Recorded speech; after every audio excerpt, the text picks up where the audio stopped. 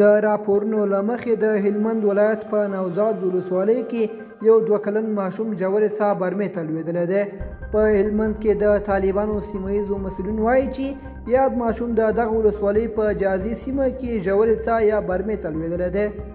د هلمند ولایت لپاره د طالبانو د اطلاعاتو او فرهنګ ریاست د مسؤلینو په وینا دغه ماشوم د برمې 10 متره لاندې برخه کې بند دی. د دوی په وینا یاد ماشوم د ژغورلو هڅې پیل شوې دي. د یادونې وړ ده چې په افغانستان کې تر دې مخکې هم یو شمېر ماشومان ژورو برمو ته لوېدلي چې ډېر کم یې ژغورل شوي دي. خلک د دغه پیښو زیاتوالي ماشومانو ته د خپلو کورنیو نه پاملرنه او ژورو څاګانو او برمو د سرونو نه پټول یادوي.